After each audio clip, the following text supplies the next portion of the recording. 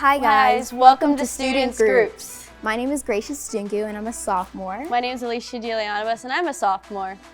Yeah, today we're going to be continuing our series, Family Matters. And in today's episode, we have an awesome speaker. Her name is Hillary, and honestly, you guys just need to meet her. So, Hillary, why don't you come on out? Hi, what's up, everybody? Hi. Hillary, Good to see ya. We know you work at Mountain, so what do you do within the church? Yeah, so I have the best job ever. I get to work with college-age interns and residents, and I also get to write kids' curriculum. So basically, I just have a lot of fun hanging out. So you do like everything? I do a little bit of everything. Nice. Tell us about your family. Are you married? Do you have any kids? I do not have any children at this moment in time, but I love children, maybe one day. But I'm married. Yep, I've been married going on 5 years. We just celebrated our 4th anniversary this past summer. Yeah. That's fun. His name's Zach. He's pretty cool. All right, so we've been doing this with every one of our speakers so far, and it's just a game, fun little game to get to know you a little bit better. So we're gonna be playing a game called What's in the Box. Okay, sounds fun. Should I be afraid? A little bit, just a little bit. The objective is to guess what's in the box. That's pretty much the name of the game. All right. So our Where's fun the little box is this. Okay. So it's got 2 little holes on the side. You can stick your hands in there. All right, you're good. So I can open my eyes? Yes, and your ears. And my ears and my hands? Uh-huh. Okay. Okay, do I get any clues? No, we can figure it out. It? Talk to us. What do you feel? I feel something that feels like candy. Okay. And, there's a bowl. Obviously. That's round. And What's it's in the got, bowl? like, bird food or ground up graham crackers. Okay, so what's in your other hand? Let's These feel like peanut M&Ms. Okay, that or is jelly beans. the you got peanut that. M&Ms is what it is. Okay, But what's in the other bowl? stuff? Sand? Dirt? Can I eat it too? Does it go with the? It feels like gravel or seeds or. You want to know what it is? Yeah. It's kitty litter. Oh. That's kind of gross. Yeah. All right, you're good. Okay, close my eyes. Yeah. Okay. Move it around. Oh, if we're doing a cat thing, these are cat toys. Yeah. Because I like cats, okay, y'all? Sometimes cats get like a bad rap, but this is totally a feather. This is a ball that has a noise in it with a tail. It probably looks like a mouse that a cat would play with. I'm a proud cat mom. Oh yeah, and this is a ball you play with a little bell. These are cat toys, right? Yeah. Did I miss any of them? No, that was all 3. Okay. You're good to go. This is so scary. Oh, it's water. No. Ew. It's not water. Ew. Surely it's water. No. It's cold and it's liquid. A drink? What does it feel like? It feels wet. It's in a bowl. Surely it's not supposed to be like that. Right? No. That's gross. It's water. No, it's not. Is it milk? Yes. Ew. This is like skim milk. How do you know the difference in feeling of milk? I don't know, but I imagine this would be skim milk. Keep your eyes closed for this one. Oh, okay. When can I move my hands? Yeah, now you can. Ah, that's it. Where's the fluffy cat? Is this a kitty? Hi. Hi. Oh, what's your name? Bungie. Hey, Bungie. Can I hold him? Yeah. Hey, Bungie. Oh, you're a big boy. Yes. You're a big boy. Yeah, he's Mm-hmm. We'll be best friends. All right, students everywhere. I found a cat in a box. Do I get to keep him? Is he coming home with me? All right. Thank you so much for having some fun with us. Yeah, you were awesome. So now you can go ahead, wherever you're going to be speaking, and give the message. Yeah. Cool. Well, I want to take this cat with me. If that's cool with y'all. So come on, Bungie. In our last video, Chase spoke about the fractures of families can face and talked about how every family has some level of fracturing happening. But God still wants us to use our families. Let's not write them off. Hillary's going to be continuing our series, and we cannot wait to hear what she'll say. So, Hillary, take it away.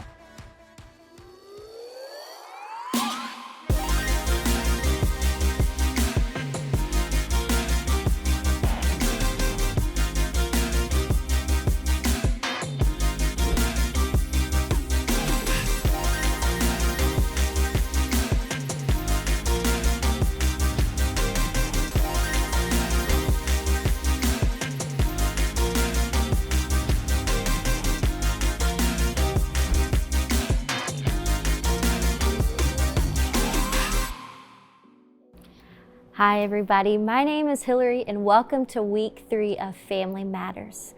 Some of us hear that phrase and we're like, oh yeah, I get that, I love my family. And others of us hear that phrase and we push back a little bit. Maybe your family looks different than the rest of your friends' families do. Maybe you don't get along with everyone in your family, and maybe you even feel like you just don't belong there or you don't have a family at all.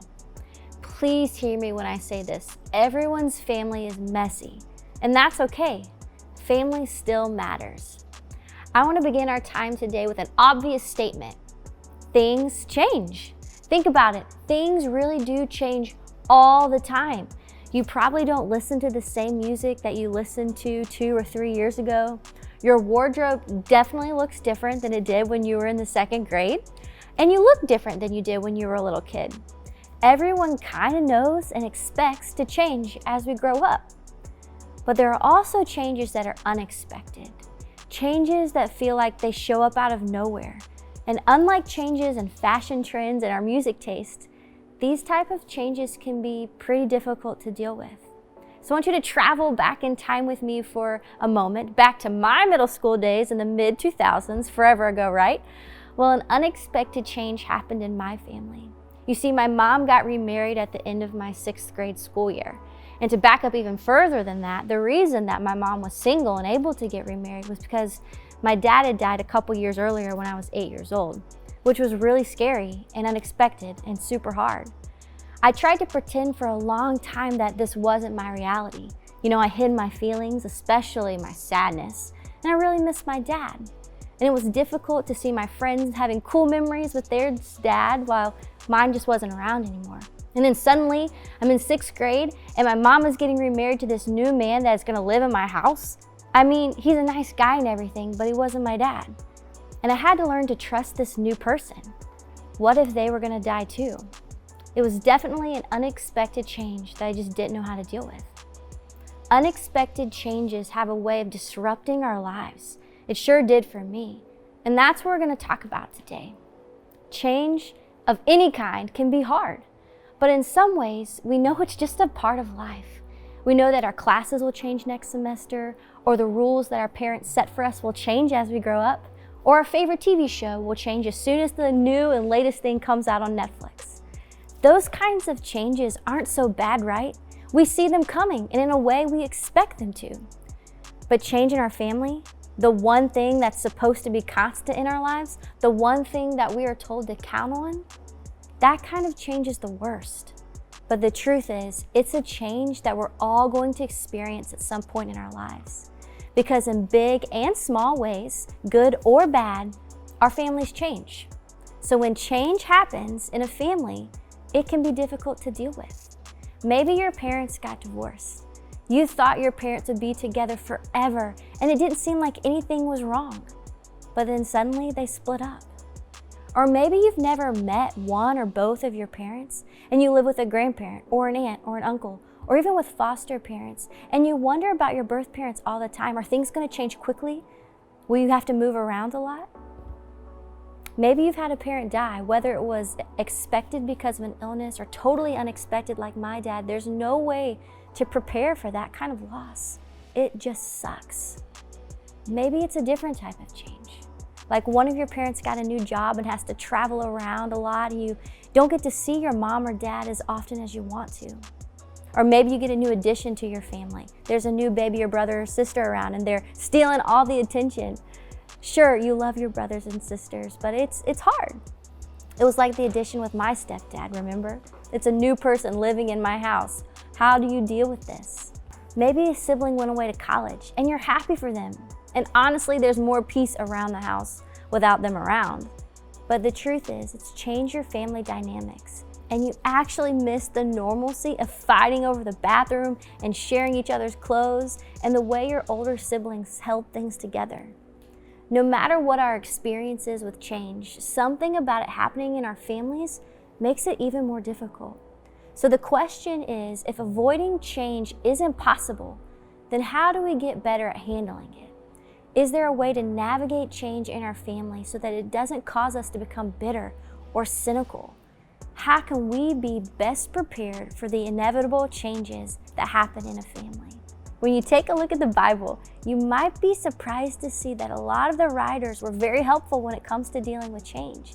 In fact, the writer of the Old Testament book, Ecclesiastes, who many people believe to be King Solomon, had a lot to say about change. Solomon was an ancient king of Israel, a son of David, and God blessed him with incredible wisdom. In fact, he is commonly known as the wisest man who ever lived. You may be thinking, well, that's really cool. What's this smart guy from the Bible who lived a really long time ago have to do with change in my family today? Well, I'm glad you asked.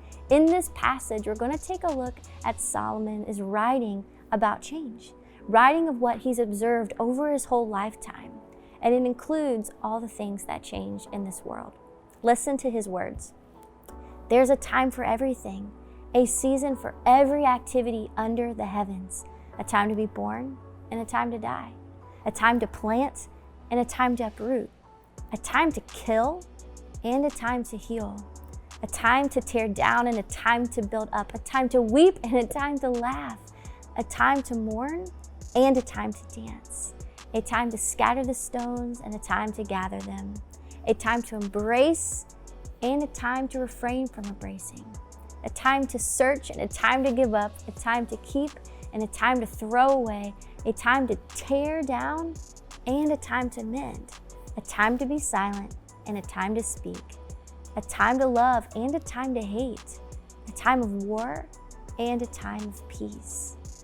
It's a very, very beautiful and poetic way of saying, everyone get ready because change is coming. It's going to happen. Nothing stays the same. The thing you're experiencing today will look totally different tomorrow. This is the world that we live in, so we might as well get used to it. And in some ways, this seems kind of depressing, right? I would love to hear that there's a way that I can make all those changes not happen, or at least be less painful, or even better, a way that I could just keep anything from changing at any time at all. But that's not what Solomon is saying. In fact, he's saying the exact opposite. He's letting us know that everything will change at some point or another. It's inevitable. The truth is that when we know things will change, both in our families and in the world around us, we can be prepared on how to deal with it. Instead of fighting change and pretending like things will always stay the same and pressing back, we can open up our hands and we can give up our control. God knows the changes that we're experiencing. God knows it. God knows it impacts our families and how it makes us feel. And because of that, God gives us this promise to hold on to as we face change in our lives. Listen to these words from Prophet Isaiah. When you pass through the waters, I will be with you. When you pass through the rivers, they will not sweep over you. When you walk through the fire, you will not be burned. The flames will not set you ablaze. Imagine the comfort that must have brought the people hearing it. You see, Isaiah was declaring these words on God's behalf, reminding the Israelites that even though their world was falling apart and they were living in the middle of exile, far from their homes and were at the hands of their enemies, God was still with them. God was still faithful. When everything around them was changing, God wasn't. The same is true for you and me. In every single moment, in every season of life, including all of the changes, even in our family, God will be with us. God is walking through the difficulty with us. We're never alone. God is never caught off guard by the changes in our lives. And if God has promised to be with us, then that must be exactly what we need. So what can we do to get better at responding to the changes in our family? First, we focus on what is right now. Look at the good in your season right now. Remember when I was sharing with you earlier about my mom getting remarried and me getting a new stepdad in the middle of middle school? Well, I'd be lying if I said that it was all really easy. In fact, it was really hard. I still miss my dad, even to this day, 20 years later. But I also gained a pretty amazing stepdad. He never tried to take the place of my dad, and he was very patient with me as I was grieving and processing all the changes. But my stepdad took me hiking, and we explored the mountains, something he loved to do that he shared with me that I now love to do today. We were into Harry Potter, so he read the Harry Potter books and watched the movies with us. He even would write encouraging words and letters and cards, all of which I have saved in a special box that I have in my room today. Friends, even though losing my dad was really hard and really sucks, and I miss him still every day, I also now can say that I have a stepdad who's pretty cool. He's a cool dude, and he loves my mom and my sister and my stepbrother and me a whole lot. And I can look back and see that God's been with us and with our family all the way through. Looking back, I can see how God used that change to bring some good in my life. And I believe the same can be true for whatever change that you are facing in your family today. And as much as we want our families to be stable and constant, it just doesn't always happen. And since we cannot control those things, well, what can we control? We can start by focusing on our mindset, thinking about our attitudes and our perspectives. We can change the way we look at change. And think of it this way: when your family changes, your mindset matters. When your family changes, it's our mindset that matters. When someone in your family moves out, your mindset matters. When someone moves in, your mindset matters. You can't control the external circumstances, but you can work on your attitude and your perspective. You can remember that God is with you even when some family members might not be. Here are a few steps to help you work on. Number 1, understand that change will happen. I'll say that again. Change is going to happen. This is why the passage in Ecclesiastes we talked about is so powerful. There's a time for everything. Change is bound to happen. Understanding that doesn't make change any bit easier. It's still hard to handle, but at least now we know that the reality of life is that everyone deals with change. Things just change. And second, know that God is with you.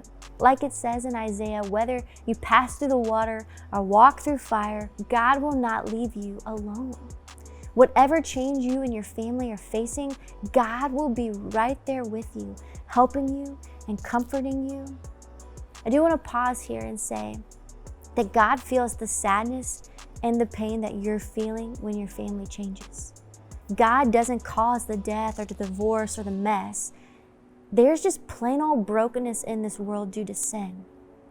But God is constantly in the mess and is working to put those broken pieces back together in a new way for good.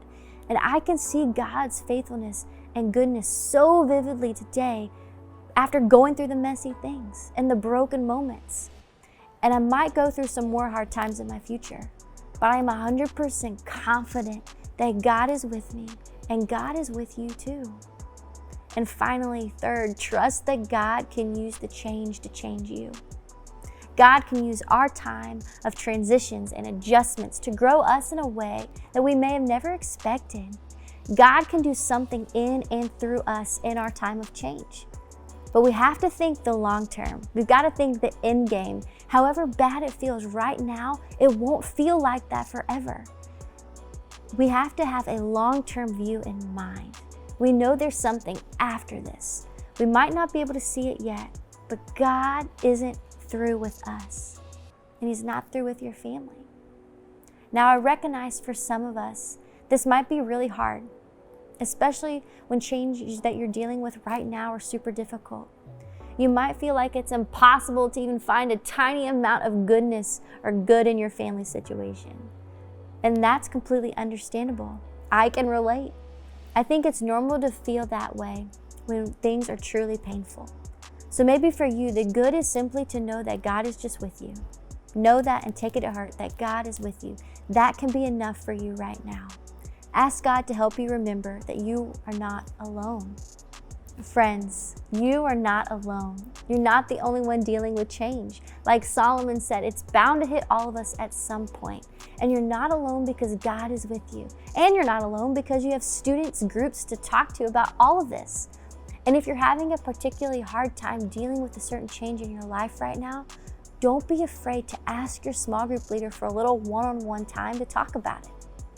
When your family changes, your mindset matters. So let's ask God for the strength and the grace to help us get our mindsets in the right place. Now, as you head to your group, I want you to think about this. What is one change I'm facing or have recently faced in my family. Let me pray with you. Gracious God, we just thank you for today. Lord, thank you that you are a God who is with us always, through the water and through the fire. And even when our families are really messy, like they all are, and when our families change, like they all will, God, you promise that you are with us. You promise that you are constant. And God, we look to you for comfort and for peace and for strength to have our mindset in check when it comes to the changes we experience in our families. Lord, bless our time as we talk to our groups and we wrestle with this question, Lord. And Jesus, we just ask you to give us peace and comfort and wisdom as we seek to love you and to love those around us and be a light for our families. It's in Jesus' name we pray. Amen. See you next time. None of us are going to avoid the changes that life throws our way, even in our families. What Hillary said is so true. Our mindset matters when it comes to the changes we face. If you're watching this with your student groups, we're going to dive a little deeper into discussion on this thought. If you stumbled across this video, we'd encourage you to get connected to a good, solid community of people who are going to encourage you to be who you are and wrestle with the hard stuff in life. If you click the link below this video, you can join a community in our student groups. Don't be shy. Reach out and get connected. Make sure to like and subscribe to see the other stuff going on midweek. Plus, don't forget, the hunt is happening on October 28th at 6 p.m. And we still have no idea what that is, do we? No, we do not. But they're telling us the more people we have on our team, the better chance we have of winning. So, invite my friends. Yes, as many as you can find. I'm gonna win the hunt, basically. If by win you mean me, then yes. Watch out. Let's hop back in. Thank you everyone for joining us, and we'll see you next time as we finish our series, Family Matters. Bye.